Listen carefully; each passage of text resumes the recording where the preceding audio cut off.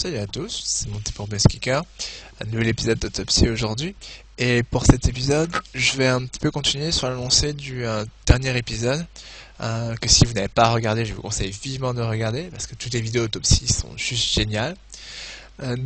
Donc évidemment, et pour cet épisode, donc je vais parler de la river. Et comme je vous avais dit dans le dernier épisode, donc la river est pour moi la street la plus importante au poker. En tout cas en cash game de limite, sans blind deep, et encore plus quand il y a plus de profondeur. La raison c'est qu'à la river on arrivait dans des spots où en général les pots sont gros, et plus les pots sont gros, plus en général les gens feront des erreurs.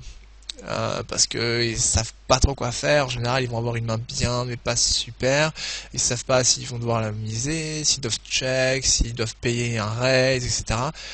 Et c'est là où les bons joueurs vont prendre l'avantage. Autant le préflop, tout le monde connaît à peu près qu'est-ce qu'il faut faire, même s'il y a des petites différences et on peut noter quelques erreurs chez certains joueurs. En gros, on sait quoi faire, quoi. On sait qu'il faut tribet light, on sait que certainement on peut les payer, d'autres on peut pas, il faut la position, etc. Au flop, les gens savent que les joueurs misent avec à peu près tout et n'importe quoi, donc en fait au flop, c'est pas très important, c'est important, mais je veux dire par là, vous faites pas vraiment d'erreur en général. C'est surtout à la river quand il y a des grosses mises, quand les pots sont gros, où là le fait de se coucher qu'on n'aurait pas dû, le fait de bluffer qu'on n'aurait pas dû, etc. ça peut nous coûter très cher. Et en général, les gens sont un peu plus frileux quand les pots sont gros, et c'est un peu normal en même temps. Je veux dire, des petites mises, c'est pas très grave. Mais quand ça devient énorme, les gens jouent pas très bien. Donc là, j'ai pris des mains où en fait, j'ai pris des décisions à la river qui sont un petit peu étranges et qui peuvent paraître un peu surprenantes, mais qui sont avérées payantes. C'est pas quelque chose que je préviens, c'est pas des moves que je vous conseille de faire toujours.